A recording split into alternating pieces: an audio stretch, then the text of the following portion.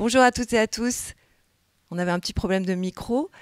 Bienvenue pour ce webinaire organisé par Idéal à l'occasion de la présentation d'une nouvelle étude qui s'appelle Habiter ou pas, avec un accent sur le U, et vous verrez que cet accent est très important.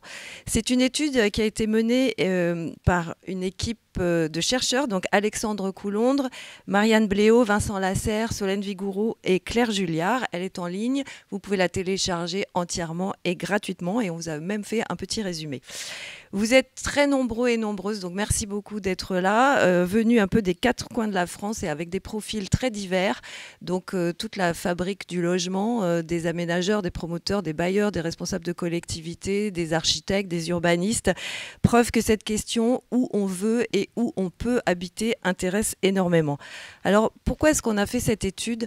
Parce que cette étude qui porte sur la demande, vous verrez qu'on va la détailler bien sûr, parce qu'en France, quand on réfléchit à la politique du logement, on se préoccupe surtout de l'offre. Quand je dis on, ce sont les collectivités, l'État, les acteurs du secteur, que sont les bailleurs, les promoteurs, les aménageurs, etc. L'industrie immobilière en particulier s'intéresse à l'offre disponible, donc l'offre construite en se fondant sur les besoins, qui sont surtout calculés en fonction de la démographie, du revenu des ménages et en fonction de ce qu'un territoire souhaite faire. Par exemple, se développer, par exemple, lutter contre la vacance, lutter contre le mal logement, attirer des familles. Et finalement, la réussite de la politique du logement, nationale et locale, est très souvent jugée à l'aune des résultats de ces stratégies mises en œuvre. Or, ce qu'on constate depuis des années, c'est qu'une partie de la crise du logement s'explique par l'inadaptation de l'offre et de la demande, c'est-à-dire donc peut-être par l'échec de la mise en œuvre de ces stratégies. On a construit des logements pas toujours aux bons endroits, pas toujours au bon prix et pas toujours en sachant vraiment pour qui. Nous avions commencé par une étude sur l'offre qui s'appelait, par la même équipe en gros, qui s'appelle toujours d'ailleurs « Construire ou pas » avec le même accent sur le U et qui étudiait la géographie de la production de logements au cours de la décennie 2010. Et qu'est-ce que montrait cette étude ? Que par exemple 40% de la production de logements neufs était concentrée sur 1% des communes, donc avec une certaine forme de déséquilibre. On s'interroge beaucoup moins, voire pas du tout, sur la demande, et c'est ce que nous avons choisi de faire, c'est-à-dire les aspirations des ménages, parce que c'est beaucoup plus compliqué et parce qu'en général, on n'a pas les données pour. La nouveauté que nous propose l'équipe de recherche qui a mené cette étude, c'est justement d'utiliser des données qui illustrent les choix de ces ménages, avec les données qu'a bien voulu nous fournir une plateforme immobilière qui s'appelle Le Bon Coin et qu'on remercie beaucoup, qui a bien voulu mettre à disposition la possibilité de suivre des flux de recherche immobilière.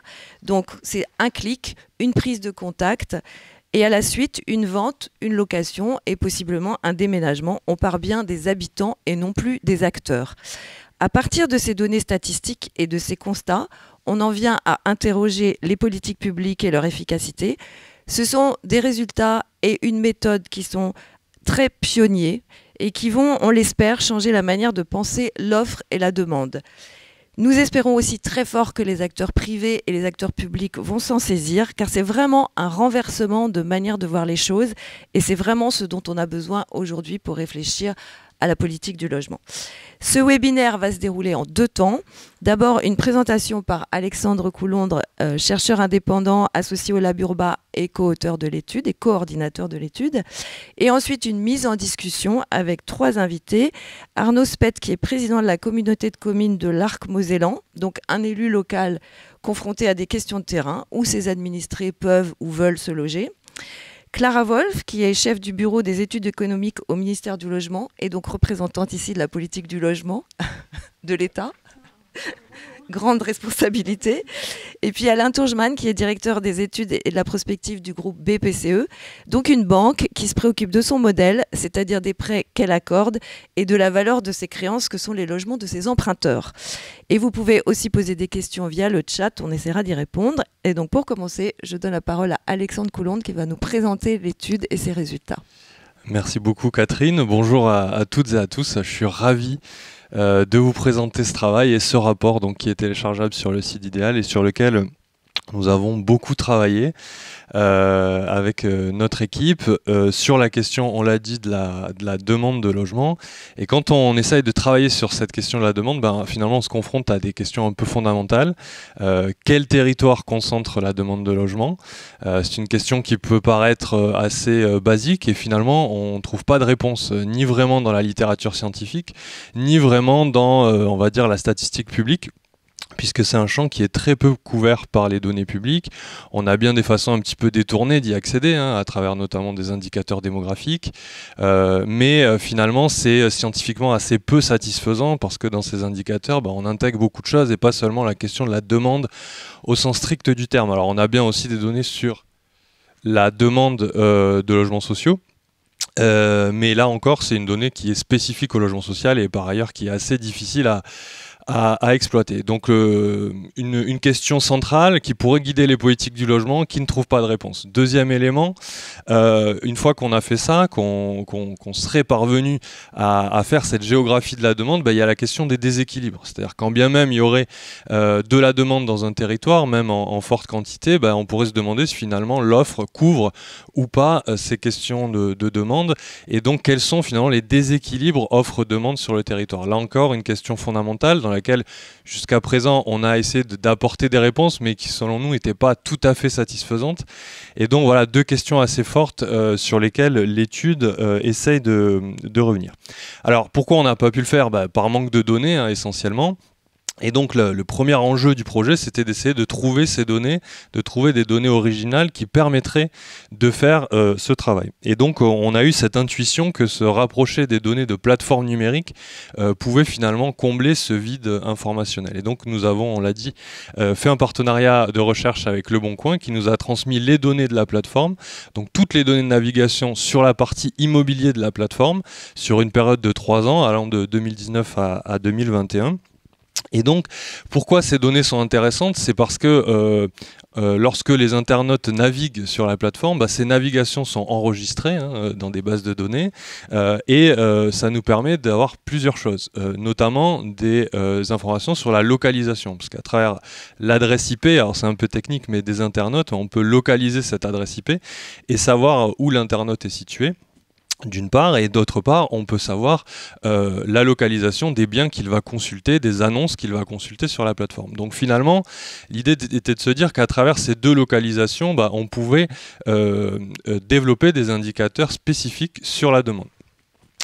Et puisque nous sommes sur une plateforme dans laquelle on navigue sur des annonces immobilières, nous avons aussi des données d'annonce, donc des données sur l'offre. Et finalement, à travers ces données de plateforme, on pouvait, c'était l'intuition de départ, articuler une analyse à la fois de la demande et à la fois de l'offre. Alors, ces données sur l'offre et la demande issues de la plateforme, on les a aussi articulées à d'autres sources de données pour avoir vraiment un panorama beaucoup plus complet. Et là, des sources un peu, on va dire, plus classiques dans les études immobilières. D'une part, des données sur la construction neuve, les données Citadel. D'autre part, des données sur les transactions effectives, puisque sur la plateforme, nous ne sommes pas sur des transactions immobilières effectives, mais bien sur des intentions, sur des recherches immobilières. Donc ce qui était intéressant aussi, c'était de croiser pour voir si ces intentions se transformaient dans les faits. Des données sur le peuplement, pour comprendre aussi les caractéristiques démographiques des territoires qui concentraient cette demande. Des données aussi sur la vacance, sur les zonages de la politique du logement. Donc tout un ensemble de données que nous avons utilisées. Et que nous avons consolidé à une échelle géographique qui nous a permis de développer les analyses, alors qu'il y a un maillage, un zonage pas très connu, mais qui pour nous est très intéressant, donc qui est produit par le ministère en charge du logement, qui est le zonage en maille habitat, en fait, qui va regrouper un certain nombre de communes proches les unes des autres et qui ont, on va dire, une forte ressemblance sur le plan résidentiel, donc sur le parc de logements et sur son utilisation. Donc on a des mailles spécifiquement résidentielles et un zonage en 775 mailles qui pour nous reflétait en quelque sorte des formes de marchés immobiliers locaux. Donc on a utilisé ce zonage pour travailler toute cette donnée et donc il y a eu un gros travail de gestion de la donnée. Alors pour vous donner un exemple, quand on nous a livré les données Le Bon Coin sur les navigations, ça a représenté 3 milliards d'observations statistiques, ce qui est colossal. Donc on a beaucoup travaillé avec les équipes du site et je les remercie chaleureusement pour mettre en forme cette donnée. Donc ils nous ont beaucoup accompagnés dans la compréhension des données de navigation. Et dans leur mise en forme, c'était tout à fait important pour démarrer ce projet. Alors, quand on travaille sur des données de plateforme et qu'on veut aller caractériser la demande, qu'est-ce qu'on mesure quand on analyse les données de plateforme ? En fait, pour le comprendre, il faut revenir dans une navigation, on va dire, classique sur le site. Quand vous rentrez sur un site d'annonce immobilière, vous commencez par faire une recherche par mots-clés. Vous allez notamment exprimer une volonté géographique. Par exemple, si vous cherchez des logements à Clermont-Ferrand, vous allez entrer Clermont-Ferrand. Donc c'est le premier pas, on va dire, dans la recherche immobilière sur les sites, c'est les recherches par mots-clés. Donc ça nous donne déjà un premier indicateur de demande, on va dire, un peu brut de zone de recherche géographique. Ensuite, le site va vous proposer des annonces et vous allez décider de visionner ou pas ces annonces. Donc c'est un deuxième niveau, on va dire, de demande et d'intention dans votre recherche de visiter ou pas ces annonces. Vous pouvez les mettre en favori, c'est un troisième niveau on va dire, et le quatrième niveau c'est la prise de contact, c'est-à-dire là vous avez fait l'action de contacter l'annonceur, donc vous avez considéré que votre projet était suffisamment abouti et que l'annonce correspondait suffisamment à vos attentes ou à votre recherche pour contacter l'annonceur. Et donc nous on s'est concentré vraiment sur ce dernier temps, c'est-à-dire que là vous avez plusieurs façons finalement de mesurer la demande de logement dans les territoires. On s'est concentré sur le dernier niveau que nous avons appelé dans le rapport la demande effective, au sens où on est dans un niveau d'intention assez avancé et on peut se dire que là quand on capte cette information-là, on capte quand même une demande assez effective. voilà pourquoi le terme. Alors ça c'est possible sur Le Bon Coin. Parce que finalement Le Bon Coin est la plateforme d'annonce immobilière la plus fréquentée. Donc c'est par mois sur cette plateforme, seulement sur les pages immobilières, il y a 14,5 millions de visiteurs uniques. Donc ça nous donne un gros volume de parcours de navigation. Et surtout, dans ces 14 millions, il y a beaucoup de prises de contact. Donc à travers ces données aussi volumineuses, on peut se permettre de travailler sur un indicateur aussi avancé. On a aussi dans le rapport développé tout un ensemble de réflexions sur la représentativité de l'audience, la représentativité démographique et la représentativité aussi en termes de couverture du territoire. Et on s'est aperçu que cette plateforme en particulier est bien représentative à la fois de la population et à la fois des territoires. Donc une fois qu'on avait tous les feux verts finalement pour travailler sur ces indicateurs, on a développé tout un ensemble d'analyses que vous retrouverez dans le rapport sur la demande. Alors on a pu être en mesure de fournir une première géographie aussi systématique, on va dire, de la demande de logement. Et on l'a fait de plusieurs façons. D'abord, on l'a fait de façon un peu brute d'un point de vue statistique. Donc c'est la carte que vous voyez à l'écran, qui est en fait une représentation finalement du nombre de contacts recensés dans chaque maille multicommunale sur les annonces. Donc là, vous avez finalement un indicateur brut de demande dans lequel les cercles sont proportionnels au nombre de contacts et vous avez finalement des territoires qui ressortent, qui sont les territoires qui concentrent la demande de logement. Alors, il faut préciser sur cette carte que Paris n'est pas représenté. La maille de Paris, alors la région parisienne est représentée, mais pas Paris en tant que tel, parce que le cercle était tellement important que ça cachait une bonne partie de la carte. Voilà, donc la demande brute à Paris est encore plus importante que ça. Voilà. Donc, qu'est-ce qui ressort de cette carte, cette première carte de la géographie de la demande de logement en France? C'est essentiellement les grands centres urbains, vous voyez, les grandes villes. Donc on a parlé de Paris, Lyon, Marseille, Toulouse, Bordeaux, Lille. On a les grands centres urbains qui ressortent. Alors c'est une première lecture intéressante, mais nous qui nous a un peu questionné parce qu'on se demandait si finalement on enregistrait beaucoup de contacts dans ces territoires-là, aussi peut-être par rapport à des effets de structure statistique, c'est-à-dire c'est aussi là où il y a beaucoup de logements, c'est aussi là où il y a beaucoup d'annonces. Et donc on avait finalement avec ce premier indicateur une difficulté aider à comparer des territoires qui avaient des tailles différentes. Donc on a travaillé sur un autre indicateur, qui est un indicateur relatif, qui va rapporter finalement le nombre de contacts enregistrés sur les annonces d'une maille à la taille de ce territoire, appréhendé là à travers la taille du parc de logement. Donc c'est un petit peu pour replacer un peu cette demande par rapport à la taille du territoire. Et là, on a une carte tout à fait complémentaire, donc c'est une carte de chaleur dans lesquelles les couleurs les plus claires, finalement, vont représenter les territoires qui, compte tenu de leur taille, concentrent beaucoup de demandes de logement. Donc là, on a une lecture voilà, assez à la fois avec des recoupements et à la fois avec des spécificités, où on va beaucoup plus faire ressortir des points notamment de périphérie de grands centres urbains, et deux grandes zones, dans un cas qui était assez attendu, qui est notamment tout le littoral aquitain et le Pays Basque, et un résultat plus inattendu, qui était le Grand Est au sens large, mais notamment les zones transfrontalières. Voilà. Alors, ce qui est intéressant dans l'approche relative aussi, c'est le cas parisien qui ressort beaucoup moins quand on rapporte finalement la grande demande qui est exprimée dans ce territoire à la taille de ce territoire. Alors, ça nous dit deux choses. Ça nous dit déjà que compte tenu de la taille de ce territoire, la demande pourrait être encore plus importante que ce qu'elle est, mais ça nous dit aussi surtout que c'est une demande qui s'exprime beaucoup dans le locatif. Et là, les cartes qu'on vous présente, ce sont des cartes sur les annonces de biens à la vente. Et on a fait aussi des analyse sur le locatif, et vous avez une géographie un petit peu différente sur le locatif, on y reviendra. Donc voilà déjà une première lecture de cette demande de logement, et vous retrouverez dans le rapport des analyses un petit peu plus détaillées sur cette géographie. Premier élément.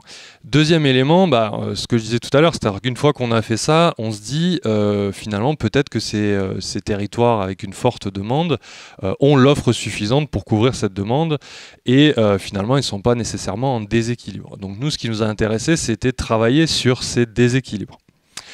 Alors, la notion même de déséquilibre sur un marché nous a donné beaucoup de fil à retordre, parce que en fait, pour la mesurer, il faut la définir.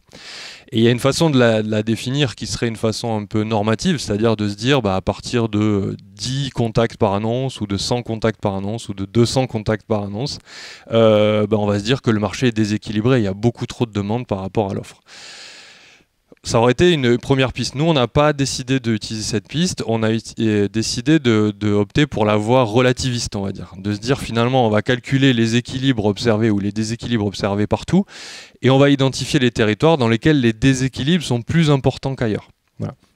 Donc je vous passe la méthodologie qui est un petit peu, qui a plusieurs étapes, vous la retrouverez dans le rapport, mais globalement, finalement, on identifie trois cas, trois grandes situations. La situation de surdemande. Alors la situation de ce qu'on a appelé de surdemande, c'est les territoires dans lesquels il y a un excès de demande par rapport à l'offre qui est beaucoup plus important que dans les autres territoires. Donc c'est toutes les, on va dire les gammes de rouge, parce qu'à l'intérieur on a une déclinaison en fonction des intensités marchandes dans les territoires. Mais en tout cas, ce qu'on va dire, c'est que les gammes de rouge identifient cette surdemande. Ensuite, vous avez les gris qui sont plus équilibrés. Et puis vous avez les bleus, les gammes de bleu, qui sont des territoires dits en sous-demande. Alors là, c'est l'inverse, c'est-à-dire que la demande est non pas en excès, mais beaucoup plus basse que l'offre, en tout cas de façon beaucoup plus importante qu'ailleurs dans ces territoires-là. Et donc voilà cette carte des déséquilibres offre-demande, où vous avez à la fois des territoires que l'on a identifiés précédemment avec beaucoup de demandes, qui eux, quand on les confronte à l'offre, finalement ça s'équilibre, ils deviennent gris, mais il y a beaucoup de territoires qui quand même vont rester dans une situation de déséquilibre. On parle notamment des grands centres urbains, que l'on retrouve ici, quand bien même on a pris en compte cet effet taille, puisque la typologie, on l'a réalisé en prenant en compte ces effets taille. Donc les centres urbains qui ressortent, c'est vraiment que même compte tenu de leur taille, la demande est plus importante que l'offre, en tout cas beaucoup plus qu'ailleurs.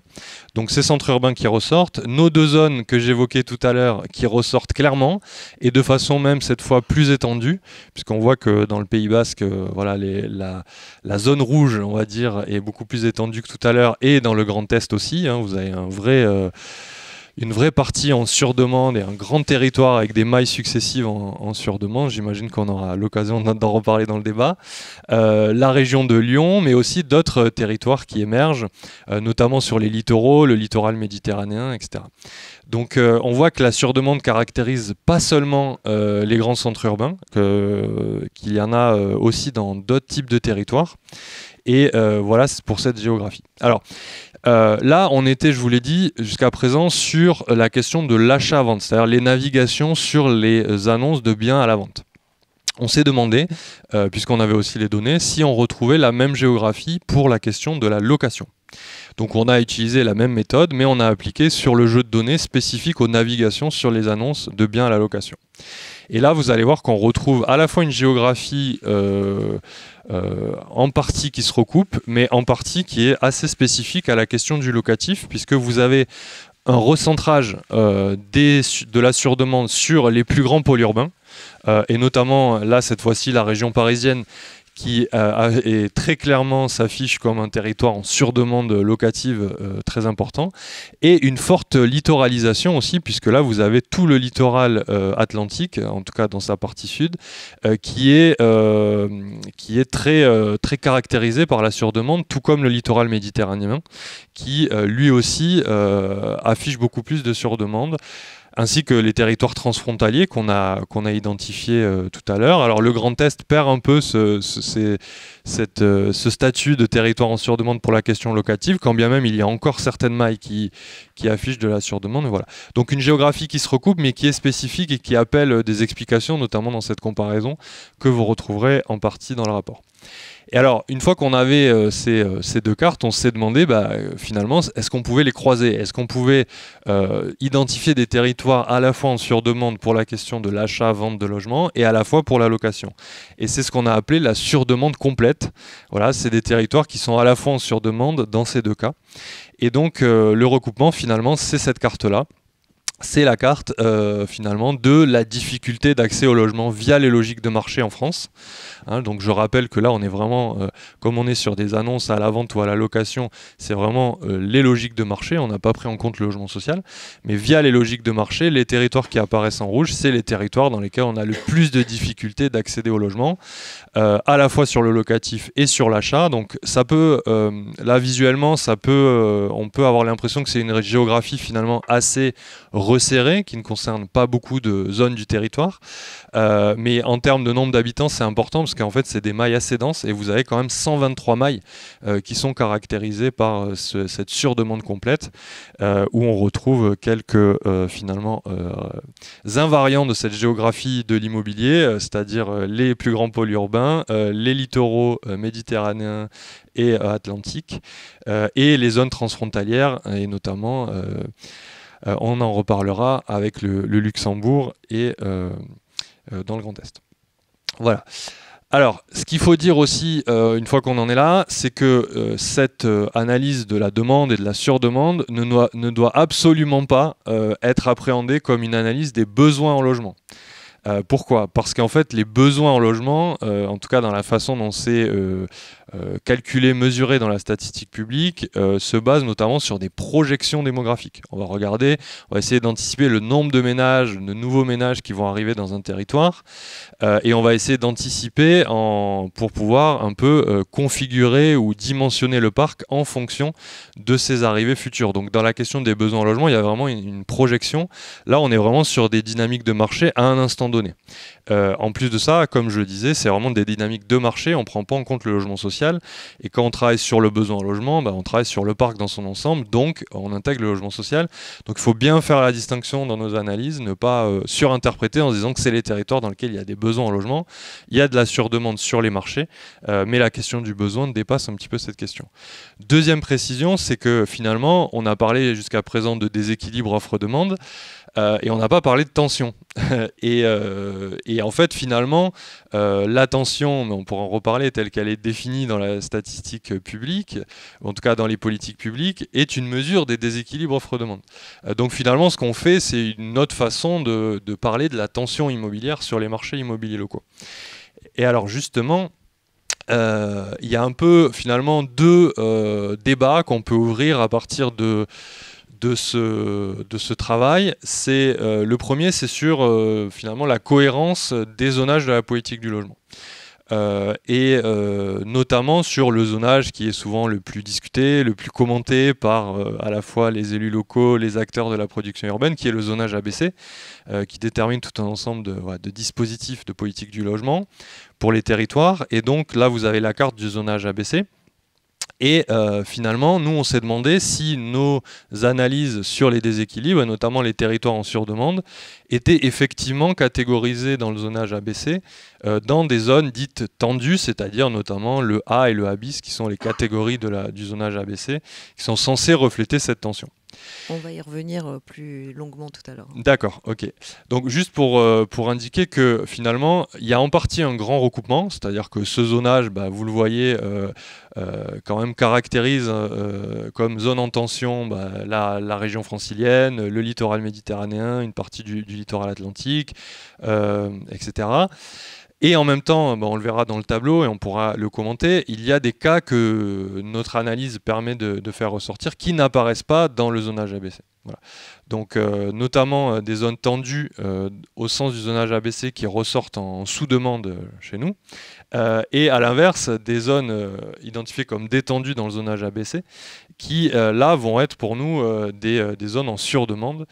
Et on aura l'occasion d'en parler. Et puisqu'on va parler de l'arc mosellan, j'ai essayé de l'identifier dans le tableau.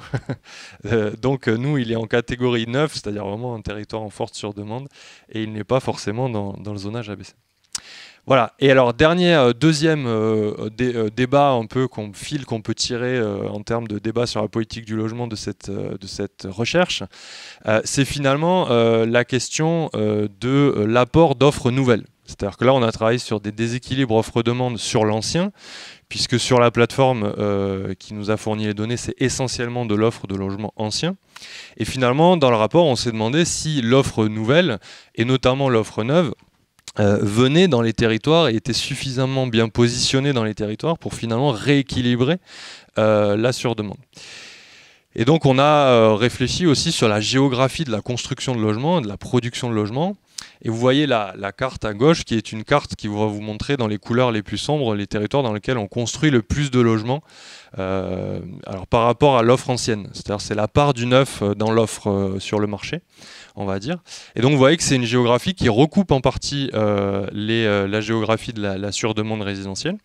Et donc on sent qu'il y a cette volonté d'aller construire dans les territoires où il y a de la demande. Voilà.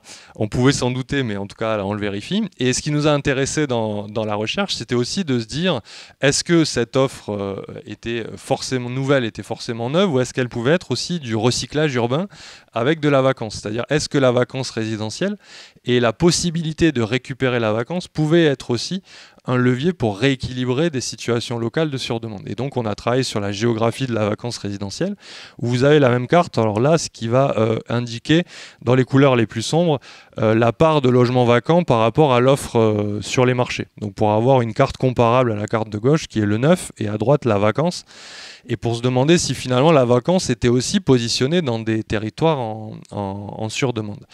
Et en fait, on s'aperçoit que c'est le cas parce que la géographie de la vacance, évidemment, concerne des territoires qui dépassent les territoires en surdemande, notamment dans le centre de la France, mais elle est aussi positionnée dans des territoires dans lesquels il y a une forte surdemande, notamment en Île-de-France, et aussi dans le Grand Est.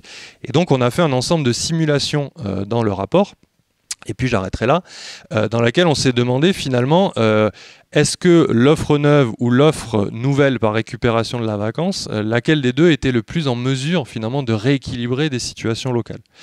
Et donc dans ces simulations, on a identifié qu'avec une récupération de 2,8% de la vacance, alors là on a fait des tests à l'échelle des trimestres, finalement la géographie de la vacance permettait de rééquilibrer plus de situations locales que la géographie de l'offre neuve. Alors là c'est des études, on va dire sur des volumes, ça ne prend pas en compte toutes les difficultés qu'on aurait éventuellement à remettre sur le marché des logements vacants et tous les équilibres économique, de réhabilitation, etc. que ça implique. Mais c'était juste se demander si d'un point de vue des quantités et de la géographie relative de l'offre neuve et de la vacance, on pouvait théoriquement imaginer une solution de rééquilibrage qui passait pas forcément par une offre neuve, mais par une récupération de la vacance. Et les simulations nous indiquent que théoriquement, ça pourrait être le cas. Voilà. Alexandre, et merci à toute l'équipe de recherche. Donc on voit tout de suite comment ces résultats peuvent donner lieu à du débat, à des politiques publiques ou à l'évolution de ces politiques publiques. Et c'est bien l'objet des études qu'on mène à Idéal. C'est vraiment exactement pour ça que cet institut existe. Je vais commencer par demander à tous les participants, tous nos invités, de réagir à chaud un peu à cette étude. Peut-être Clara Wolf pour commencer.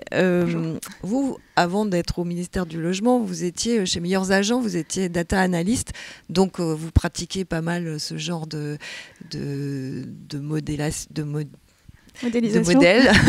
Qu'est-ce que ça vous inspire, ces résultats et cette méthode ? Je pense que c'est très intéressant parce que finalement c'est assez complémentaire des données assez classiques qu'on utilise pour faire des proxys de l'offre et la demande. Je ne sais pas si on va voir apparaître le slide que j'ai préparé. Non, après on va... Oui, on en parle après, d'accord. Oui, mais on va... c'est intéressant, peut-être une des limites, c'est qu'il n'y a que Le Bon Coin. Sachant que ça représente que 50% du stock d'annonces, parce qu'il n'y a pas que le nombre de visiteurs qui va compter, mais aussi le volume d'annonces. Donc le fait qu'il n'y ait pas Se Loger, on pourrait argumenter que dans les zones urbaines, peut-être, ça manque peut-être un peu d'exhaustivité. Bon, après, dans le rapport, tu vous montrais que quand même, c'est assez représentatif, donc ça pose des questions, effectivement, d'exhaustivité. Et d'accès aux données, du coup, parce que là, oui, on a eu les données oui. du Bon Coin gratuitement, il faut le dire, il faut les remercier pour ça, mais ce n'est pas le cas de toutes les plateformes qui les mettent à disposition. On va le voir justement quand on va parler de la carte des loyers. Ce qui est intéressant aussi, je pense, c'est ce côté plus en temps réel. Dans la statistique publique, en fait, on a un délai d'accès aux données, de remontée des données. Pour ne pas citer Citadel... Voilà, les mises en chantier, par exemple, c'est une donnée qu'on a le temps que ça remonte. Ça peut mettre jusqu'à 1 an. Donc voilà, il y a ce délai qu'il n'y a pas en fait dans ce côté plus big data, plus annonce, plateforme, où ils ont les données quasi au jour le jour en fait. Merci beaucoup Arnaud Speth. Sans rentrer dans la géographie de votre territoire, parce qu'on va y venir après en détail, mais déjà, première impression sur cette géographie générale qui apparaît. Moi, je trouve que le travail est particulièrement intéressant parce qu'en effet, il se confronte avec la réalité des territoires. Et il a pris en compte beaucoup de données, allant jusqu'à la vacance, ce qui est aussi un point important, allant jusqu'à l'offre à la fois et de demande, mais dans le locatif, vous l'avez dit, comme dans les acquisitions. J'aurais tendance à dire qu'il manque deux perspectives, c'est aussi le niveau de revenu, le niveau moyen de revenu, et peut-être les évolutions, les perspectives démographiques qu'il peut y avoir sur les territoires, parce que ça va engendrer l'offre et la demande aussi. Mais je trouve que ce travail-là est vraiment important et doit permettre aussi à l'État de pouvoir se positionner rapidement par rapport au ressenti des territoires. Parce que nous, quand on vit nos territoires, on les ressent, on sent ces tensions-là, et quand on les remonte à l'État, quelquefois, il ne les entend pas toujours. Et donc, l'étude que vous avez faite me semble vraiment intéressante pour que l'État puisse, par la réalité des transactions ou des besoins et des demandes, faire évoluer ces politiques et ces zonages, parce que derrière, il y a une conséquence importante, c'est quelle mixité aussi d'habitat on souhaite. Les zonages ont cet enjeu-là, c'est quelle mixité d'habitat on souhaite sur nos territoires. Voilà. Merci beaucoup. Alain Turgeman, vous en avez vu passer des études comme directeur de la prospective et des études du groupe BPCE. Qu'est-ce que ça a de nouveau, celle-ci? Qu'est-ce qu'elle a de nouveau? Elle a de nouveau d'abord, elle s'intéresse à la demande et ça manque beaucoup, je trouve, dans le champ du logement. Alors qu'il me semble qu'aujourd'hui, la demande joue un rôle peut-être plus important qu'auparavant, parce qu'il y a aussi une demande de qualité d'habitat dans la demande du logement qui est peut-être plus forte par rapport à la demande liée à la logique patrimoniale. Donc c'est bien d'aller regarder les choses. Elle est dans une logique très territoriale et ça apporte beaucoup d'informations. Et puis là, on est sur un corpus de données complètement nouveau et non seulement on va chercher un corpus de données nouveau, mais on lui associe une méthodologie, des indicateurs nouveaux. Ensuite, on nourrit ça avec des concepts d'analyse. Donc je pense que le champ d'analyse, là, il est très très largement ouvert hein, et bien avancé. Je crois que voilà, ça va donner du travail aux chercheurs pendant des années et des années. Donc c'est à mon avis extrêmement utile pour le marché du logement. Alors bon, moi je dis marché parce que je suis plus sensible à cette dimension-là, mais je pense vraiment pour tous les acteurs. Donc je tire mon chapeau là, à l'équipe d'études sur la question. Alexandre, une petite réaction Merci. Merci pour ces retours. Non, mais c'est vrai que l'accès à la donnée, on revient à la question sur le taux de couverture, c'est vrai que c'est assez nouveau parce qu'on a eu accès à ces données. Alors, on a eu la chance de commencer par la plateforme la plus fréquentée, mais en effet, ce qui serait idéal, c'est d'avoir aussi des données mutualisées d'autres plateformes pour vraiment couvrir tout le champ des recherches immobilières. Merci. Alors, si on rentre dans le dur maintenant, passons à la géographie et puis à cette nouvelle géographie, est-ce qu'elle pourrait provoquer ou remettre en question. Donc, Clara Wolf. Donc, de votre point de vue, la géographie, enfin du point de vue de la politique du logement menée par l'État, la géographie, c'est toute une série de zonages, c'est-à-dire des périmètres qui sont dessinés et dans lesquels s'appliquent ou ne s'appliquent pas des dispositifs de soutien, d'aide publique, de défiscalisation, etc., qui permettent d'inciter à construire, de rééquilibrer les marchés. On verra, peut-être c'est l'un ou l'autre et pas forcément les deux. Et donc, est-ce que vous pouvez nous faire un petit point là-dessus, parce que c'est quand même assez vertigineux, même pour ceux qui connaissent bien. On s'aperçoit que le nombre de zonages et le nombre de dispositifs qui permettent, c'est incroyablement compliqué. Oui, alors je vais peut-être vous montrer justement... alors voilà, je vous ai préparé une petite présentation, parce que les zonages, si je vous en parle comme ça à l'oral, vous risquez de piquer peut-être un peu du nez. Les zonages, c'est territorial, hein, comme on l'a déjà évoqué. Donc vous voyez là sur le slide, je vous ai mis les 3 zonages de la politique du logement. Donc le premier que vous voyez que Alexandre a mis dans ses slides d'ailleurs, c'est le zonage ABC, qui est découpé en 5 zones. Donc je ne sais pas si on voit mes cartes en très grand, mais bon, ça vous donne une idée. En fait, la zone A bis c'est la plus tendue, la zone C c'est les zones détendues. Voilà, en jaune vous avez la A, en vert la B1 et la B2 je crois qu'elle est en bleu. À côté vous avez le zonage sur la taxe des logements vacants, qui est en fait sur un autre critère de tension, le concept c'est plus les zones urbaines, donc c'est des zones continues en fait d'urbanisation. Et il y a ce concept aussi de zone tendue et touristique qui est basé en fait sur le taux de résidence secondaire. Donc pareil, je vous invite à regarder la carte avec sa légende. Et enfin, vous avez le zonage 1, 2, 3, qui est le zonage sur lequel sont basés la plupart en fait, des plafonds de loyer et des modulations en fait, sur le logement social. Donc là, en fait, je voulais vous rappeler, comme Alexandre l'a évoqué, en fait, c'est quoi le concept principal du zonage? C'est la tension immobilière. C'est là où on considère qu'il y a un déséquilibre entre l'offre et la demande, d'où la pertinence de votre étude. Et à quoi servent les zonages? Organiser la répartition territoriale des politiques publiques de l'habitat. Et en fait, pour répondre à la question de Catherine, c'est à la fois déterminer l'éligibilité à des dispositifs et moduler ces paramètres. Donc le but, c'est de résorber ce déséquilibre d'offre et de la demande, mais de façon plutôt incitative, aussi à travers des taxations, parce que le zonage TLV, taxation des logements vacants, c'est des taxes. Hein. Il y a aussi la taxe d'habitation sur les résidences secondaires. Donc c'est plutôt incitatif. Donc dans le cas de ABC, en fait, on veut développer l'offre de construction neuve. Dans le cas de TLV, on veut mobiliser ce parc existant de logements vacants, de résidences secondaires. Et dans le cas du zonage 1, 2, 3, c'est vraiment développer l'offre locative sociale et la solvabilisation des ménages. Et donc pour vous pour vous mettre en exergue en fait. C'est vertigineux quand Voilà, même. c'est là que ça devient vertigineux. Donc il y a beaucoup d'acronymes, hein, désolé, mais voilà. Je ne vais pas tous vous les détailler, mais bon, dans le zonage ABC, vous avez le prêt à taux zéro, vous avez LOC Avantage, dont on reparlera peut-être un peu ensuite. PLS, ce n'est pas la position latérale de sécurité, hein, c'est le prêt locatif social, voilà. Donc j'ai déjà parlé du TLV, et, où il y a l'encadrement des loyers d'ailleurs qui est sur ce zonage, hein, à retenir. Et le zonage 1, 2, 3, donc PLAI, PL+, etc., c'est en fait différent de politiques de logement social qui touchent des publics différents en fonction des revenus.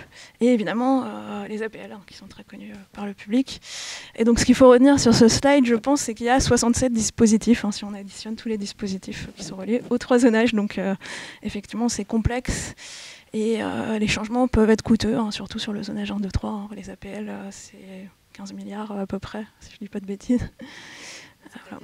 Une petite variation de territoire, ça peut concerner beaucoup de gens. Donc, oui, tout à fait. Par exemple, quand on a révisé le zonage ABC, je pense qu'on aura l'occasion d'en reparler là, au cours de ce débat, on a raisonné 865 communes.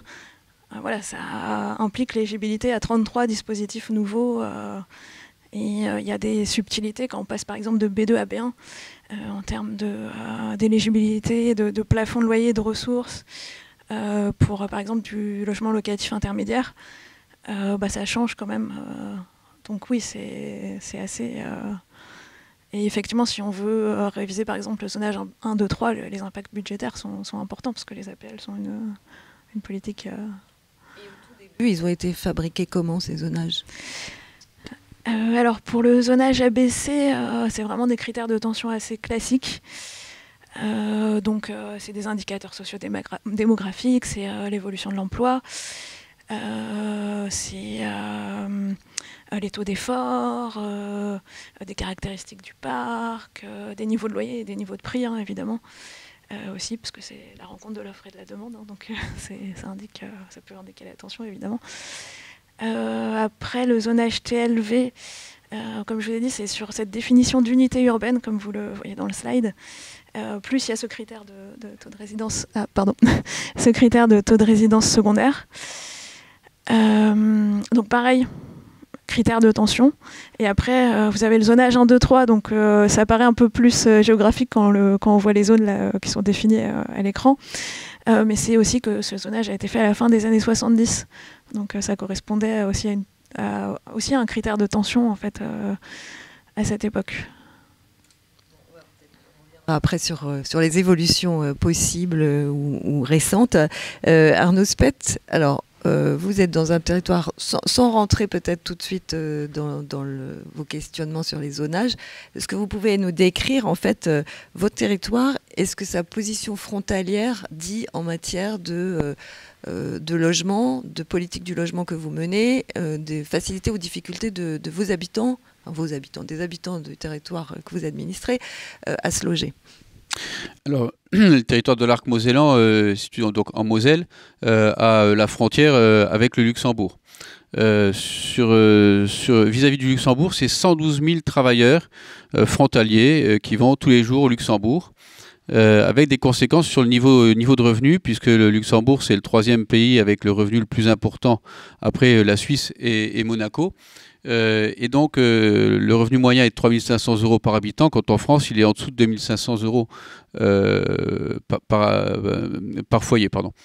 Ce qui signifie derrière que l'accès au logement est inégal entre les travailleurs frontaliers et les travailleurs français, voire modestes. Ce qui induit inévitablement à la fois une difficulté d'accès au logement pour les gens qui travaillent sur le territoire, avec des niveaux de prix qui sont élevés, voire une spéculation qui se passe derrière. Et ça conduit, notamment les territoires qui sont dans des zonages C, à une absence complète de mixité. À, je dirais, des communes et des territoires ruraux qui sont classés en zone C, où le niveau de loyer ou le niveau d'accession à la propriété est élevé, donc plutôt que les travailleurs frontaliers. Et parallèlement à ça, des communes où il y a encore des zonages B1, B2, et là où il y a une obligation même de mixité sociale qui se développe et risque peut-être même de se paupériser. Et donc c'est quelle société on veut pour demain, et on a besoin d'avoir cet équilibre-là en fait sur nos territoires. De ne pas avoir que des travailleurs frontaliers, mais d'avoir aussi des gens qui peuvent habiter et travailler sur le territoire. Du logement, vous la menez comment pour l'instant ? Bien, aujourd'hui, on a déjà essayé de faire évoluer ces zonages. Pour le moment, on n'a pas encore été entendu, mais peut-être qu'on le sera. Et puis, on est en train de mettre différents modèles en place pour récupérer une maîtrise foncière. On ne peut pas travailler beaucoup sur la vacance, parce qu'on a un taux de vacance de 5% de logement. Donc, en fait, il n'y a quasiment pas de vacances. Et puis d'aider aussi à la réhabilitation malgré tout des biens qu'on peut encore trouver, mettre en place aussi une OPA, mais ça n'aidera qu'à l'amélioration. Sur la production de logement, globalement, il y a de la production de logement. Dans les cartes qu'on a vues, on fait partie de ces territoires-là dans le Grand Est où on produit encore beaucoup de logements. Mais on doit reprendre la question de la maîtrise foncière que les collectivités ont pour certaines abandonné totalement au privé en fait. Turgeman, donc votre banque, elle prête aux particuliers, donc les marchés locaux et leur dynamique, ça vous intéresse beaucoup, à la fois pour votre implantation et puis à la fois pour les créances que vous avez et qui sont liées quand même à la valeur du patrimoine de vos emprunteurs. Qu'est-ce que vous constatez comme mouvement à l'œuvre et qu'est-ce que ça vous dit par rapport à cette géographie ? Vous aviez commencé à l'expliquer tout à l'heure. Oui, alors effectivement, on a le sentiment qu'il y a aujourd'hui quand même une transformation des mouvements à l'œuvre. Il y avait des travaux qui avaient été faits notamment par l'équipe d'Alexandre sur l'évolution de la géographie des transactions, l'évolution de la localisation des ménages en France. On a le sentiment aujourd'hui qu'après une période très très longue de métropolisation et de littoralisation de l'habitat, il y a quelque chose de nouveau qui s'est passé. Alors on dit depuis la crise sanitaire, en fait peut-être plutôt depuis 2018, comme c'était évoqué dans votre étude. Et c'est très important aujourd'hui de savoir si, en tout cas d'anticiper, si on va vers un modèle qui, à mon avis, est encouragé par la logique du zonage, qui consiste à dire, là où on identifie une tension, il faut qu'on continue à apporter de l'offre, et donc on va surdensifier des zones déjà très denses où, dans certains cas, d'ailleurs, les élus sont de plus en plus réticents à développer le logement, et donc on va avoir une politique du logement extrêmement pro-cyclique sur cette densification et cette concentration de l'habitat sur les principales grandes métropoles, ce qui encouragera les déséquilibres, ce qui fera perdre de la valeur aux biens dans les zones où il y aura de plus en plus de vacances, et donc on risque une forme d'accentuation des déséquilibres de localisation de la population en France, qui sera renforcée et par les évolutions économiques et par les évolutions de l'habitat, mais aussi par les politiques incitatives des pouvoirs publics. Parce que je pense qu'il y a quand même un sujet avec ce zonage ABC qui détermine beaucoup, en tout cas tout ce qui est de l'ordre de l'achat de logements, tous les dispositifs. Au départ, il était quand même très très orienté sur la question du locatif pour l'incitation ou non des bailleurs privés à investir. Et là, il est devenu un peu l'alpha et l'oméga de nos politiques publiques d'incitation, notamment à la construction. Et là, il me semble qu'il y a un sujet, et je pense qu'aujourd'hui, on peut le voir avec l'autre carte, on voit qu'il y a une évolution de la demande des ménages. Quand on regarde les transactions dans l'ancien, on a comparé ici l'évolution des transactions en 2020, 2022, 2023 par rapport aux transactions de 2019. Et on voit que toutes les zones où il y a un surcroît de transactions par rapport à l'évolution moyenne de l'année, eh bien, sont des zones qui sont plutôt des zones où il n'y a pas, qui ne renferment pas une grande métropole, qui sont plutôt éloignées des zones qui avaient été très très recherchées par les ménages, mais aussi par la construction, donc les zones littorales, etc. Et qui a une sorte de revanche de zones qui sont plus à l'écart des grands mouvements immobiliers. Alors c'est, à mon avis, une dimension de demande qui est intéressante à suivre. C'est pour ça que je pense que la demande est importante. Il y a aussi très probablement une dimension de prix, c'est-à-dire qu'après toute une décennie d'écart considérable de prix entre les prix des zones très denses et de quasi-stabilité des zones peu denses, et bien finalement il y a eu une sorte d'écart de pouvoir d'achat et de solvabilité qui a prévalu et qui explique aussi ces choix vers des zones beaucoup moins denses, des départements périphériques aux zones où il y a des grandes villes ou des grandes métropoles. Et d'une certaine façon, il y a une forme de rééquilibrage qui est apparu ces dernières années, un rééquilibrage très limité, parce qu'en fait, quand on observe non pas l'évolution des transactions immobilières, qui nous dit quand même qu'il se passe quelque chose, mais l'évolution de la démographie, les cartes d'évolution de démographie n'ont pas beaucoup bougé entre 2010, 2017 et 2018, 2023. Donc, ça ne veut pas dire que ces transactions immobilières, elles illustrent aussi le fait que beaucoup de ménages deviennent multipropriétaires, parce que ça veut dire que la population ne change pas, même s'il y a des transactions et des nouveaux emprunteurs pour vous. Alors en partie seulement à mon avis, parce que il y a aussi le fait que les transactions, ça représente une part très limitée. C'est ici ce surcroît de transactions dans ces zones, ça veut dire une mobilité résidentielle, et on sait bien que cette mobilité par rapport aux tendances lourdes de la démographie et notamment le solde naturel, et ben cette mobilité elle est relativement faible. Mais effectivement il y a cette dimension là qui change.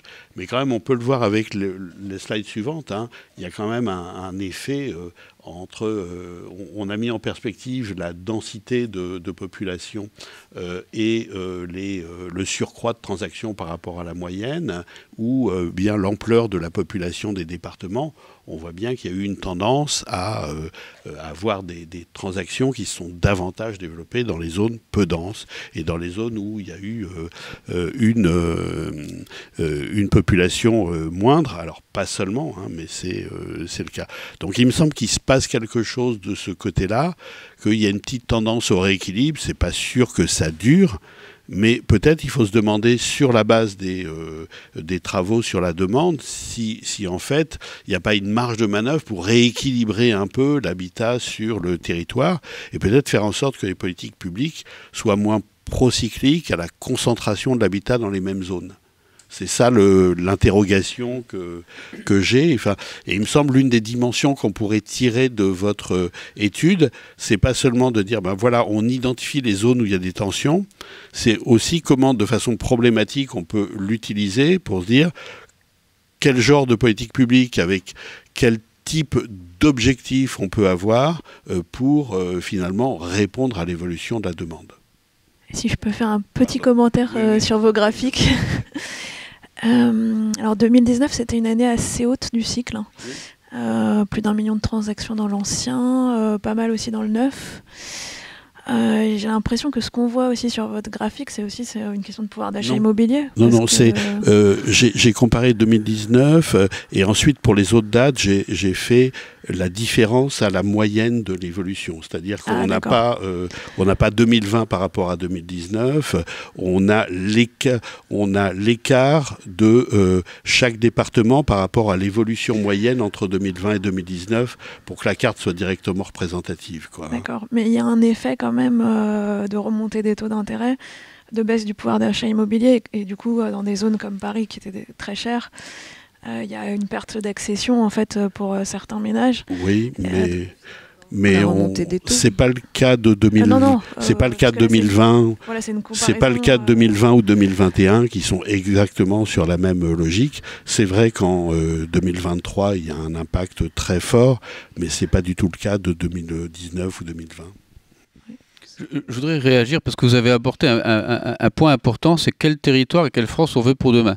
Parce qu'en fait, les politiques publiques qui ont été mises en place sur ces dispositifs-là ont concentré la production de logements sur les centres urbains, que ce soit les Pinel, les Deux-Normandie, et on peut tous les citer. Ce qui fait que les territoires ruraux ont peu produit de logements. Et on est en train de concentrer donc la production de logement, et en concentrant aussi la production de logement, on concentre aussi les problématiques qu'il peut y avoir de société. Ce qui signifie, je voudrais rappeler un peu deux éléments, un qui est le passé et l'autre qui sera le futur. Le passé, on a fait un gros travail sur les plans en rue, pour dédensifier, pour enlever du logement dans des zones qui étaient surpeuplées avec des problématiques.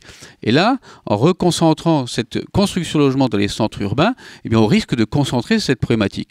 Et l'autre, c'est l'avenir, c'est le ZAN. Eh bien, le ZAN va nous emmener aussi, risque de nous emmener aussi vers une densification encore plus importante. Et il ne s'agirait pas que finalement, en voulant bien faire, on en oublie le cœur de notre politique publique, qui est l'humain. Qu'est-ce qu'on veut pour l'humain demain? Voilà. Bien logé, hein, donc c'est toute la question. Je crois qu'il y a des questions. Alors évidemment, chacun voudrait savoir dans sa région, dans sa maille communale, comment ça se passe. Donc sur notre étude qui est en ligne, on ne peut pas zoomer. Voilà, on ne peut pas tellement zoomer, mais justement, on aimerait faire des focus locaux maintenant avec ces données-là. Donc nous sommes ouverts à toute proposition si vous voulez qu'on travaille ensemble sur des territoires en particulier, on pourra aussi peut-être le faire à l'avenir. Donc ça, c'était en effet une partie des questions. Et l'autre partie des questions, on peut commencer par une ou deux questions un peu plus méthodologiques pour dissiper des doutes que les auditeurs ont pu avoir. Alors, première question, avec une réponse courte, est-ce que les locations de courte durée sont prises en compte ou évacuées ? Non, alors j'aurais dû le préciser, elles ne sont pas intégrées dans les cartes sur le locatif, c'est les locations longue durée. Est-ce qu'il est possible de faire une différence entre la recherche d'une résidence principale et une résidence secondaire ? Alors la réponse est non. C'est des données. Alors c'est ça qui est intéressant aussi, il me semble, dans ces données-là, c'est qu'en fait on va mélanger tout type de projets immobiliers, à la fois des investissements locatifs, à la fois des recherches de résidence principale, de résidence secondaire, mais on ne peut pas les distinguer dans l'analyse. Donc là tout est mélangé en fait. Est-ce que, encore une ou deux comme ça très précises, est-ce que vous savez davantage de choses sur l'internaute et donc son ménage, la composition de son ménage, ses revenus, son âge, des éléments plus personnels? Ouais. Alors là encore non. Parce qu'en fait, la navigation sur Internet, il y a deux façons de l'appréhender. Soit on travaille que sur les parcours des utilisateurs qui sont identifiés sur le site, qui se sont logués. Et dans ce cas-là, on peut avoir des informations sur leur, sur leur profil. Mais ça ne représente qu'une toute petite partie du trafic. Et donc nous, on a préféré se concentrer sur l'ensemble du trafic. Mais dans ce cas-là, en fait, on ne peut pas caractériser l'internaute. Ceci dit, dans le rapport, vous trouverez des informations parce que le site commande des études régulières sur le profil des internautes, donc on peut avoir quand même une image générale de l'internaute, mais on ne peut pas distinguer le type de recherche par type de ménage. Par contre, ce qu'on va faire et ce qu'on aimerait faire sur les prochaines versions, parce qu'on va continuer à travailler sur ces données, c'est différencier les recherches. Parce que là, pour l'instant, on est sur une demande un peu englobée où on recherche tout type de logement. Ce qu'on aimerait faire maintenant dans les analyses, c'est de décliner en fait les indicateurs de demande en disant, ben voilà, dans ce territoire, on recherche plutôt des 2 pièces, plutôt des 3 pièces, plutôt des logements de telle gamme de prix, etc. Et ça, c'est un peu l'autre façon un peu d'affiner l'analyse, mais qui sera plutôt sur les caractéristiques des biens que sur les caractéristiques des ménages. Et donc, dernière question par rapport aux données que vous avez mobilisées. Il s'agit des données seulement du Bon Coin pour ce qui concerne la demande, et donc plusieurs questions, plusieurs internautes s'interrogent par exemple sur la comparaison avec des PLH. Est-ce que vous avez pu descendre jusque là, ou des comparaisons avec les dynamiques de création d'emplois ou ce qui se passe à l'échelle des bassins d'emploi? Alors je suis désolé de vous mettre en difficulté, de vous forcer à répondre non. Mais c'est des choses qui peuvent être des prolongements. Voilà, en fait. C'est ça. C'est dans la liste des choses qu'on aimerait faire maintenant aussi, c'est expliquer cette géographie de la demande, c'est-à-dire pourquoi la demande se concentre là où elle se concentre. Et là, nécessairement, ça va porter sur des questions d'emploi, sur des questions démographiques, donc qui vont dépasser le strict cadre de l'immobilier. Et donc voilà, ça c'est un peu aussi un des projets qu'on veut mener à l'avenir. Mais à ce stade... mais cette étude a quand même le mérite de poser de façon beaucoup plus claire qu'auparavant déjà cette question de la demande avant de pouvoir aller la comparer avec beaucoup d'autres indicateurs. Merci. On en veut toujours plus, hein, mais il faut quand même préciser que c'est vraiment une innovation, cette question, cette approche par la demande. Donc c'est un début, c'est une première pierre. Et la question, par exemple, de l'étude de l'offre ou des besoins en logement a mis des décennies à se stabiliser. Et même aujourd'hui, on continue à se demander si c'est la bonne méthode, etc. Donc n'allons pas trop vite et soyons déjà contents de cette première pierre qui, évidemment, ouvre d'autres perspectives. Alors, je voudrais passer maintenant à une étude plus dynamique. Alors, vous avez déjà commencé à évoquer évidemment la question des zonages et la question de la manière dont ils peuvent fonctionner. Alexandre, tu m'expliquais tout à l'heure, tu as croisé les cartes, donc on a commencé à le détailler tout à l'heure, mais peut-être un peu plus en détail. Et c'était aussi l'idée de construire ou pas. On avait aussi croisé les cartes. Donc avec ces deux études, il y a une possibilité de regarder en fait la tension immobilière, c'est-à-dire l'adaptation de l'offre et de la demande. Mmh. Oui, alors en effet, dans la première étude, on a travaillé spécifiquement sur l'offre et sa géographie. Là, on a travaillé sur la demande, mais on a travaillé aussi sur l'interaction entre les deux, d'où ces cartes de déséquilibre, sur lesquelles on est resté dans l'ancien, essentiellement dans le rapport, mais sur un chapitre du rapport, on a essayé aussi de faire le lien avec notre précédent travail sur l'offre neuve. Et c'est vrai que ça, c'est intéressant de se demander finalement si le neuf rééquilibre des situations locales. Et on parlait tout à l'heure de la concentration et de l'effet des dispositifs de politique publique, de concentration de la construction dans certaines zones. Finalement, voilà, c'est aussi une occasion, ces analyses, de se demander si, alors, effectivement, elle est très concentrée, la production dans certaines zones, est-ce qu'elle se concentre dans les zones où il y a de la surdemande? Donc ça, c'était un peu la question, mais qui est, on va dire, un constat statistique. Après, là, on a évoqué des choix de société et des enjeux politiques. Est-ce qu'on a intérêt à concentrer la production dans ces zones-là? Ça, c'est une question politique à laquelle on n'a pas forcément répondu avec cette étude. En tout cas, le résultat qui ressort, c'est qu'effectivement, la construction immobilière est principalement bien positionnée dans l'espace, au sens où elle va être, en termes de géographie, souvent positionnée dans des marchés où il y a de la demande. Alors, pourquoi? Parce que, par exemple, si on prend les promoteurs immobiliers, lorsqu'ils réfléchissent à la géographie de leur programme, ils vont souvent regarder des indicateurs d'écoulement des logements. Et donc, indirectement, même s'ils n'ont pas les analyses qu'on a produites, ils pressentent que dans certains endroits, ça s'écoule plus rapidement que dans d'autres. Et donc, il va y avoir cette géographie à tâtons qui va quand même bien se positionner. Néanmoins, il y a certaines zones où il y a beaucoup de demandes dans lesquelles il n'y a pas de construction neuve. Pour différentes raisons.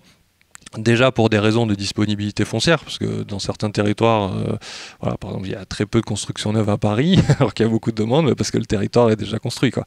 Voilà. Il y a ça, et il y a aussi le fait que, alors pour une partie de la production, et notamment la promotion immobilière, il y a quand même un modèle industriel derrière, et des effets d'économie d'échelle qui font que les promoteurs, en fait, trouvent une rentabilité dans leur programme s'ils arrivent à faire des programmes d'une certaine taille. Et donc, en fait, dans des territoires qui ressortent dans nos analyses, mais qui n'ont pas des volumes en valeur absolue suffisamment importants, peut-être qu'effectivement, il y a certains promoteurs qui ne vont pas sur ces territoires, quand même il y aurait de la demande. Donc je pense que cette géographie, elle est en partie bien positionnée, et en partie, il y a des décalages qui s'expliquent par plusieurs choses, par de la disponibilité foncière, et par aussi des modèles de production du logement et des modèles de promotion immobilière qui font que certains territoires, finalement, n'attirent pas forcément les promoteurs. En fait, c'est très bien expliqué dans le début de l'étude, mais je voudrais qu'on le dise ici.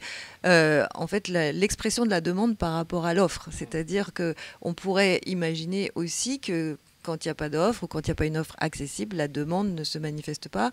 Donc, quelque part, la demande est un peu déterminée par l'offre, et il y a vraiment une définition de la demande effective par rapport à la demande absolue. Oui, alors c'est ça un peu c'est effectivement ce qu'on a essayé de discuter conceptuellement dans ce travail. C'est-à-dire que ce soit les chercheurs ou les acteurs de la production urbaine, en fait, comme on n'a que des données sur l'offre, on va avoir un prisme qui est celui de l'offre. C'est-à-dire si l'offre s'écoule bien, on va se dire qu'il y a de la demande. Mais en fait, dans ce cas, on n'a pas d'informations sur les territoires dans lesquels on n'a pas produit d'offres. Parce que ça aurait pu aussi s'écouler, mais comme on n'a pas produit d'offres, on ne sait pas que ça s'écoule, donc on ne sait pas qu'il y a de la demande. Donc en fait, comme notre arsenal statistique, il est très centré sur la question de l'offre, on a du mal à dire des choses des territoires dans lesquels on ne produit pas du logement. Parce qu'on ne l'écoule pas, donc on ne sait pas en parler. Et en termes de recherche, c'est pareil. C'est-à-dire que comme on n'a pas vraiment les données pour caractériser la demande, ben on travaille sur des indicateurs de prix, on travaille sur des proxys en fait, qui nous permettent d'accéder indirectement à cette question sans l'adresser directement. Et nous, ce qui nous a semblé fondamental dans ces données-là, et c'est pourquoi elles ont été formidables à traiter, et que je l'espère, elles pourraient être traitées et alimenter des réflexions même au ministère à l'avenir, ce type de données, c'est qu'en fait, on peut avoir une expression de la demande, ou en tout cas une mesure de la demande quasiment indépendante de l'existence d'une offre. Alors il faut au moins qu'il y ait une annonce. Mais dans la mesure où il y a même une seule annonce, on peut, si vous voulez, si vous regardez les ventes de logements, vous aurez une vente. Par contre, si vous regardez les données de navigation, sur une annonce, vous pouvez avoir 100 000 vues ou 10 000 prises de contact. Et là, quand bien même il y a très peu d'offres, vous arrivez à cerner, si vous voulez, un niveau de demande important. Donc, question là-dessus, ouais. est-ce que vous avez regardé les alertes email même s'il n'y a pas d'annonce, par exemple, là, on cherche un TD. Ouais. Alors non, on n'a pas... Alors, vous voyez, j'avais fait la... Le micro était éteint. Ah mince, comment ça marche? Ah oui, ok. Ah, pardon, je recommence. Justement, pour rebondir sur ce que tu disais, est-ce qu'en regardant les alertes email, tu ne chopes pas la demande qui ne s'est pas exprimée? Parce que même s'il n'y a pas d'annonce, tu fais une alerte et bon, au pire, tu ne peux pas cliquer. Ouais, alors c'est vrai qu'il y aurait une 5e étape dans ce que j'ai présenté. Il y a différentes façons d'apprendre la demande. Donc effectivement, l'alerte email pourrait être aussi une solution. Et je sais qu'il y a des travaux qui ont été faits, notamment aux États-Unis, sur ça, et qui donnent des résultats assez intéressants. Ceci dit, on pourrait aussi avoir ces mêmes indicateurs tout à fait indépendants de la demande avec les études par mots-clés. C'est-à-dire quand on rentre sur le site et qu'on tape le nom d'une commune, peut-être il n'y a pas d'annonce, mais on sait qu'on désirerait, en tout cas qu'on se projette dans ce territoire-là. Mais c'est vrai que d'un point de vue méthodologique, on a commencé par ce qui était le plus concret et aussi peut-être malgré tout un peu plus simple, parce qu'après les études sur les mots-clés, ça demande tout un ensemble de traitement du texte, etc. Et donc pourquoi pas à l'avenir, mais pour l'instant c'est vrai qu'on s'est concentré sur les prises de contact. La demande chez vous, vous la voyez comment? C'est des gens qui viennent dans votre bureau? Alors, nous, la demande, elle est particulièrement importante. On le voit sur cette carte-là, puisqu'on est en secteur complètement rouge. Il y a une telle tension, finalement, que nos habitants n'arrivent pas à se loger sur le territoire. Et donc, sont obligés d'aller de plus en plus loin, avec ce qui crée un problème de mobilité derrière. Donc, on a besoin d'avoir aussi une offre plus importante. Et puis, sur les dispositifs, l'enjeu, il est que, étant 35 000 habitants et une seule commune qui est à 7 500 habitants, donc avec des obligations de logement social, est classée en zone B2, toutes les autres sont en zone C, eh bien, on n'a aucun bailleur social qui vient sur le territoire, on n'a pas de PTZ qui sont possibles, les conventions ANA, Loc-Avantage ou autres, sur tout 2023, on en a eu 2 sur le territoire. Et donc, voilà, il faut que l'État comprenne que derrière, le zonage, il a des vraies conséquences sur la stratégie de logement d'un territoire. Il est fait pour ça et il faut qu'il s'adapte un peu plus à ces questions-là, et notamment de la ruralité où on a l'impression, puisqu'on est 3 communautés de communes qui touchons le Luxembourg. Ces 3 communautés de communes, elles représentent 100 000 habitants. Mais il y a entre 40 et 70%, aujourd'hui 40 à 70% de nos travailleurs qui sont des travailleurs frontaliers. Avec une évolution démographique où sur un total de 112 000 travailleurs frontaliers, on donne à 20 ans 200 000 travailleurs frontaliers. C'est les études à la fois des agences d'urbanisme et aussi du Luxembourg.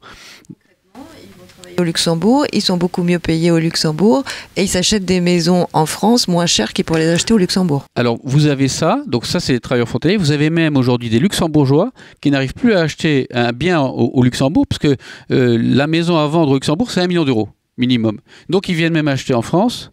Et chez nous, on est de l'ordre de 3 à 400 000 euros minimum.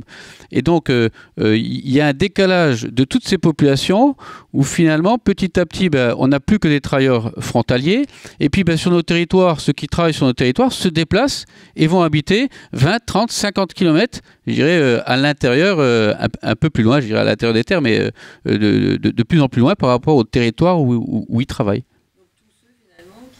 Sont là aussi pour faire fonctionner les endroits où habitent ces travailleurs frontaliers, c'est-à-dire les profs, la police, les hôpitaux, etc. L'enjeu, il est là en fait. C'est tous les travailleurs dont on a besoin au quotidien, qu'ils soient les travailleurs à la fois sociaux, dans l'éducation nationale, nos commerçants, nos artisans, nos ouvriers dans nos entreprises, n'arrivent plus à se loger sur le territoire. On avait toujours un territoire très attractif pour les profs dans le Nord Mosellan. Et l'inspection d'académie, on en a échangé dernièrement, maintenant ils ont du mal à trouver des professeurs qui viennent chez nous parce qu'ils ont des difficultés à se loger sur notre territoire. Merci Alain Tangeman. Vous voyez ça dans d'autres secteurs, dans d'autres territoires par rapport à ce que vous pouvez en voir? Parce que vous la mesurez comment, la demande, en fait? Alors, on a toujours la même difficulté à mesurer la demande, donc on n'a pas cette capacité qui commence à être développée à la mesurer à l'échelle territoriale. Mais effectivement, on a des clients qui viennent, qui demandent des crédits et il faut être capable d'évaluer si, notamment, la valeur de ce bien plus tard tiendra. Donc on a un sujet de ce point de vue-là, et la question est de savoir aussi de quelle façon ces clients, quand ils souhaitent accéder, sont accompagnés par des dispositifs. Est-ce que les dispositifs d'accompagnement de l'accession doivent être aussi drus qu'ils l'ont été ces dernières années, en disant finalement vous êtes légitime à être aidé si vous allez dans les zones identifiées comme étant très denses, très tendues, etc. Mais pas légitime si vous faites un choix de nature différente. Je pense qu'on est allé vraiment très loin dans cette logique. Moi, je prends la formule d'un chercheur, Pierre Lebrun, qui dit que les dispositifs finalement reviennent à arroser là où c'est mouillé. Et puis aussi une question de liberté de choix. Oui, il y a effectivement ces deux sujets, et il y a le troisième sujet qui est l'équilibre territorial et les conditions dans lesquelles on peut évoluer. Moi, je me demande vraiment si le fait d'avoir donné une telle importance au zonage comme arbitre des élégances de la politique du logement, ça n'a pas aujourd'hui des effets un peu délétères. Est-ce qu'il ne faut pas se poser la question d'un autre indicateur ou d'autres indicateurs que le seul zonage pour décider si un PTZ peut être proposé ou pas à un primo-accédant? La question de savoir si, comment dirais-je, la consommation de foncier est importante ou pas, également c'est un sujet. Enfin, je pense que monsieur a raison. Il y a probablement des zones où le sujet de la consommation du foncier doit se traiter différemment qu'avec une stricte application de la zéro artificialisation nette. Sinon, comment certaines zones vont répondre à la transformation de leur population, au dynamisme possible qui est le sien. Je pense qu'il faut se poser aussi des questions pragmatiques sur la possibilité non seulement de construire, mais aussi pour les habitants de choisir un lieu qui va leur correspondre, sachant qu'on est dans une société où de plus en plus on choisit son lieu d'habitat presque en rééquilibrant beaucoup par rapport au lieu d'activité professionnelle. Cet arbitrage-là aussi, il a changé ces dernières années. Et il faut aussi donner les moyens aux Français de prendre ça en compte. Ils ont des aspirations en matière de qualité de vie qui sont complètement différentes, qui ont pris beaucoup d'ascendant sur l'organisation de leur vie. Alors ça, vous avez des données qui montrent ça? On choisit plus son logement par rapport à là où on a envie d'habiter que par rapport à là où on a besoin de travailler? C'est les données, quand on interroge les Français sur les raisons pour lesquelles ils achètent, on a toujours des données très solides sur des critères, comment dirais-je, assez décisifs sur la proximité de l'emploi, etc. Mais on voit bien que les critères associés à la qualité de vie, ils ont pris de l'importance ces dernières années. Et puis par ailleurs, il y a cette évolution des transactions sous l'angle territorial qui quand même commence à montrer des choses. Moi je crois que c'est un sujet qui serait bien d'évaluer dans justement la question de la nature des biens, d'aller un peu plus loin et en particulier je pense que un intérêt vraiment fort de l'étude serait de voir comment les choses ont évolué entre 2019 et disons 2022 pour rester dans un environnement de taux qui soit un peu équivalent et pour essayer de comprendre ce qui est aujourd'hui à l'œuvre. Mais moi, je trouve quand même frappant qu'un phénomène de métropolisation qui nous a embarqués pendant 40 ans ait été ralenti, pas interrompu, mais ralenti, alors que rien ne laissait penser que ça allait se passer. Il s'est quand même passé quelque chose sur le plan du logement. Merci Clara Wolf. Voilà, il y a plein de questions pour vous, je crois. Hein. Je ne suis pas ministre du logement, donc je ne peux pas me prononcer sur tout.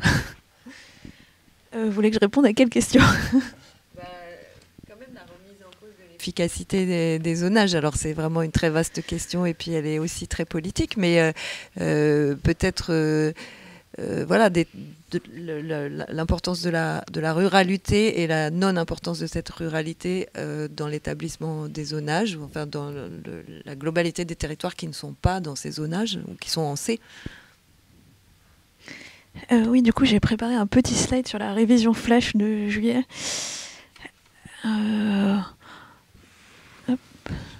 Voilà, révision flash qui a eu lieu en juillet 2024. C'est ça, le 5 juillet 2024, qui a été suivi par des consultations. Donc, du coup, effectivement, on entend toutes ces critiques.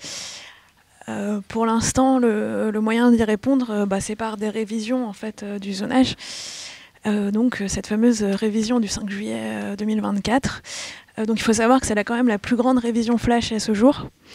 Donc plus de 865 communes, donc c'est pas négligeable, qui ont été reclassées en zone tendue. Alors il y a une partie, si vous regardez la carte un peu à droite, là, quasi aucune, parce que il y a eu une quinzaine de communes qui ont été révisées sur l'ensemble de la Moselle, mais c'est toutes des communes de plus de 3500 à plus de 5000 habitants. Donc on s'est malgré tout peu intéressé, et moi je regrette que les collectivités a priori devaient être sollicitées, mais quand on écrit, on n'a pas les réponses pour faire évoluer les zonages. Donc moi j'ai pas été sollicité très officiellement. Ce que j'ai fait par contre, c'est que j'ai travaillé avec l'agence d'urbanisme de Metz et on a sorti un document, et vous allez l'avoir, et le préfet va l'avoir aussi, pour faire évoluer ce zonage. On voyait quelques-unes des cartes pour argumenter en fait, puisque au-delà de la sensation ou de la sensibilité qu'on peut avoir dans notre territoire, à un moment on est obligé de donner des arguments pour faire évoluer le zonage. C'est vrai que nous, pour faire évoluer le zonage, il faut qu'en fait cette tension se matérialise dans les prix et les loyers. On ne peut pas complètement anticiper avec des indicateurs de demande. Enfin, il faut quand même que vous voyez, ça se translate en fait dans la rencontre de l'offre et de la demande. A priori, s'il y a une demande très forte et que l'offre est faible, ça va se voir dans le niveau des loyers et des prix. Et c'est en partie sur ces critères-là en fait qu'on fait des révisions. Il n'y a pas assez à vendre, et sauf s'il n'y a pas beaucoup de transactions. Ça ne veut pas dire qu'il n'y a pas de demande, parce qu'on revient à ce que disait Alexandre tout à l'heure. A priori, relativement, ça devrait... Oui, sinon c'est une situation d'équilibre en fait. Si le niveau comparé à des zones tendues est beaucoup plus faible, c'est que finalement il n'y a pas plus a priori de demande que d'offres. Hein. Enfin... Il y a peut-être un enjeu que vous n'avez pas pris en compte, c'est les locations saisonnières, les Airbnb. Alors qu'on pourrait assimiler avec les fois des locations touristiques sur certains territoires, tout à fait, je l'entends. Sur d'autres territoires, c'est lié à du travail à la semaine. Et ça, vous l'intégrez pas avec des niveaux de prix qui sont élevés. Et je prends la Moselle, on est encore un territoire avec des industries importantes, dans l'automobile, dans la sidérurgie, avec la centrale nucléaire de Cattenom, avec inévitablement ce que j'ai dit tout à l'heure aussi le Luxembourg. Et donc vous avez ces locations-là à la semaine qui passent sous les radars des tarifs de location moyens, et donc qui ne sont pas pris en compte, à mon avis. Je prends un micro, donc oui, encore une ou deux questions. Alors, une question peut-être plutôt d'ordre méthodologique, ou pour des prolongements d'ailleurs. Est-il envisagé de réaliser ou de publier un suivi de ces données dans le temps? Donc de mettre le doigt sur cette question d'introduire de la dynamique dans ces données qui sont de 2019. Alors oui. Alors en fait, là on a travaillé sur un jeu de données 2019-2021, donc on avait 3 années. On a décidé de rester sur 2019 parce que les années 2020-2021 étaient un petit peu particulières du fait de la crise sanitaire. Mais on a reçu il y a quelques jours, donc voilà, je peux vous le dire, les données de 2023 et de 2024. Donc là maintenant on va être en possibilité de faire des analyses dynamiques pour voir ce qui a évolué entre 2019 et 2023-2024. Donc ça ce sera fait. Donc un prolongement possible. Et une autre question qui est cette fois plus conceptuelle, qui interroge en tout cas le traitement de ces données. Est-ce qu'il y a une façon de réfléchir à l'autocensure des ménages qui ne recherchent pas dans les territoires identifiés comme inaccessibles ? Et comment est-ce que cette question, vous parvenez ou pas à l'approcher? Ouais, alors ça c'est vraiment une définition conceptuelle de qu'est-ce que la demande. Et ça on s'est beaucoup posé cette question-là en fait. Il y a un peu deux façons d'approcher la demande. C'est-à-dire il y a une façon qui serait ce qu'on pourrait appeler, ce qu'on propose d'appeler la demande absolue. C'est-à-dire de se dire, en fait, dans l'idéal, si les personnes pouvaient choisir le logement qu'ils voulaient, sans autocensure, quel type de logement ils choisiraient. Bon. Donc ça, c'est une forme de demande. Et ensuite, il y a une autre forme de demande qui est ce qu'on appelle la demande effective, c'est-à-dire des personnes qui ont un projet suffisamment élaboré et qui considèrent qu'ils ont les moyens d'aller sur le marché, et donc qui se rendent sur la place de marché pour exprimer leur demande. Voilà. Et en fait, ces deux analyses qui sont complémentaires, mais qui donnent en fait des géographies assez différentes. Donc pour vous le dire, là on s'est concentré sur la demande effective, mais on a aussi fait des tests et des analyses exploratoires sur des niveaux plus, on va dire, plus dans les navigations, quoi. Par exemple, si on fait ces mêmes cartes, ne serait-ce que sur les vues d'annonces, là on est sur quelque chose de beaucoup plus ouvert, et vous avez des géographies encore plus surprenantes, parce qu'on a une forme de tourisme immobilier aussi, où on va se dire on va voir voilà, combien coûte une grange en Normandie, etc.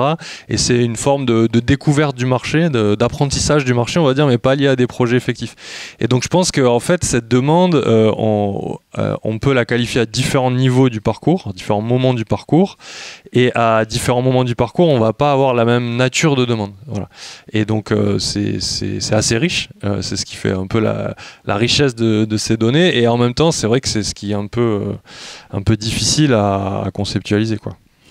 Et donc je remercie les auditeurs pour les très nombreuses questions qu'on a reçues. Je résiste pas, il y a juste deux choses que je voulais dire. C'est une petite proposition que voilà, si vous voulez réagir, vous pouvez réagir, mais de contractualisation des aides à la production locative en fonction de la demande dans les territoires, via le CRHH par exemple. Et une autre chose, alors peut-être qui se dirigerait un peu vers vous, Monsieur Speth, sur l'effet inflationniste d'être classé dans une zone tendue. Il y a ces idées que finalement, ce qui était également montré dans Construire ou pas, plus on construit, plus les prix montent, et donc un effet inflationniste de ces zones tendues sur les prix immobiliers.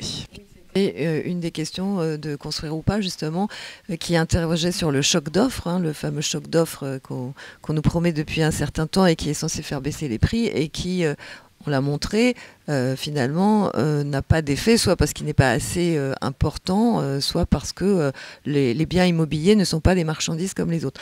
Juste pour finir, parce qu'il nous reste assez peu de temps, peut-être une réaction par rapport à cette possibilité d'inflation. Et puis sinon, qu'est-ce que vous avez à demander peut-être à l'État, puisqu'on a une représentante du ministère ici qui pourra se faire le messager ou la messagère. Non, mais c'est pas pour vous mettre en mauvaise position, hein, mais en fait... Faut passer par le préfet. Hein, D'accord.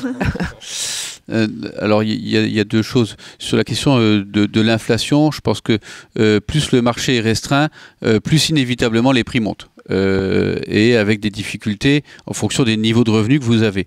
Donc plus l'offre elle est quand même importante, moins l'inflation elle est forte et on peut la réduire.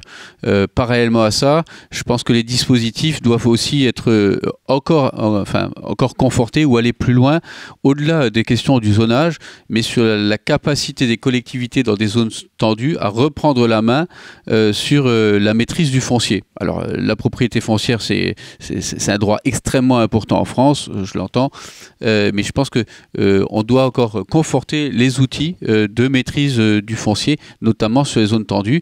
Et parallèlement à ça, la question du ZAN, et on en a quand même parlé parce que dans le logement, finalement, la question du ZAN va être importante demain. Il faut que nos parlementaires et que les services de l'État et autres intègrent bien que par rapport à la demande, par rapport à l'offre, par rapport aux besoins, on ne peut pas traiter le ZAN de façon très homogène sur un territoire. Et ça, il faut aussi l'intégrer. Et moi, j'aurais tendance à vous dire, le travail que vous venez de présenter sur l'offre et la demande, et il faut peut-être le transmettre aussi à des parlementaires qui travaillent actuellement sur la question du ZAN. Et puis, à l'État, je dirais simplement une chose, c'est quelle société on veut pour demain. Et comme vous l'avez dit, il me semble important d'avoir cet équilibre-là entre l'urbain et le rural. N'oubliez pas que la France, elle marche sur ses deux pieds, à la fois sur l'urbain et aussi sur le rural. Et on le voit bien, les stigmatisations qu'on peut connaître aujourd'hui, elles découlent finalement peut-être d'une moins bonne prise en compte de ces territoires ruraux. Et faisons-y attention, faisons-y un peu plus attention collectivement afin de rééquilibrer finalement à la fois l'attractivité mais aussi le développement du logement. Merci. Alain Torgeman, une réaction à ça, et puis la réaction alors vous n'êtes pas banquier, mais vous appartenez à un groupe bancaire, donc avec une philosophie plutôt libérale, et finalement là, ce dont on parle, c'est une organisation administrée avec un soutien, des aides, etc.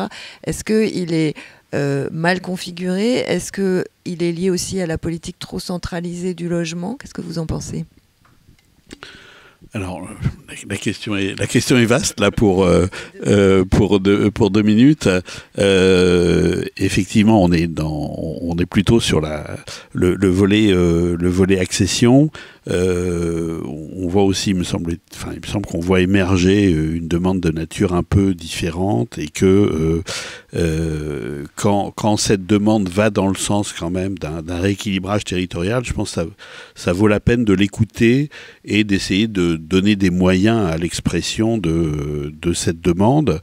Ça aura également des effets en chaîne sur la qualité des patrimoines de tous les gens qui habitent dans des zones qui sont des zones à faible niveau de prix, à faible attractivité, parce que si on rééquilibre sur le plan géographique, si on développe l'accès au parc par la réduction de la vacance, on va aussi revaloriser des biens dans l'ensemble, dans une grande partie du pays. Si on les revalorise, on leur donne beaucoup plus de moyens ensuite de faire des travaux pour faire lancer la transition énergétique ou adapter les logements au grand âge. Et donc il y a beaucoup d'éléments vertueux, à mon avis, qui militent pour ce rééquilibrage territorial, en tout cas la moindre accentuation de ce phénomène de métropolisation, de littoralisation qu'on a connu.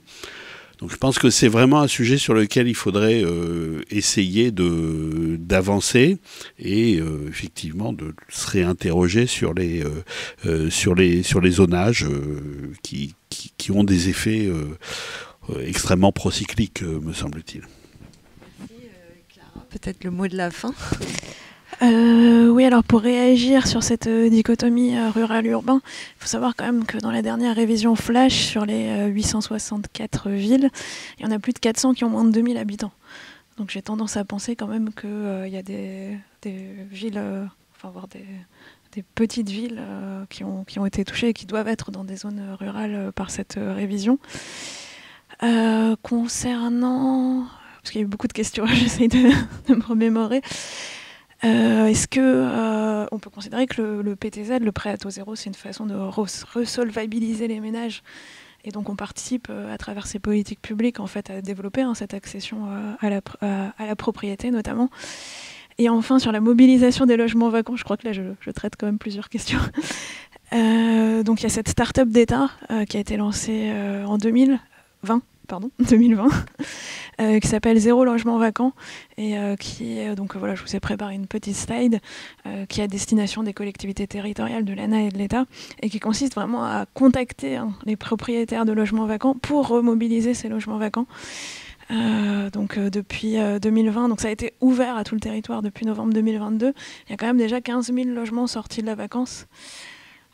Voilà, il y a encore 4500 logements qui sont suivis. Enfin, c'est vraiment une initiative qui est en train de monter en charge.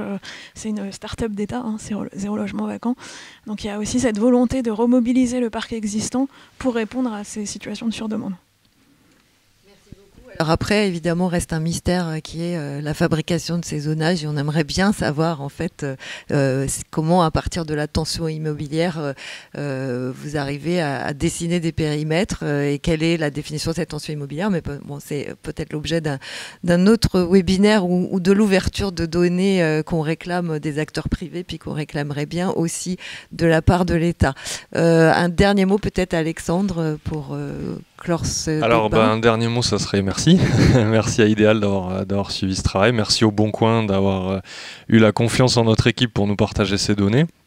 Et merci à l'équipe de recherche qui a travaillé avec moi sur ce sujet. Et puis un autre mot, ça sera à bientôt, parce que voilà, on a envie vraiment de continuer à travailler sur ces données.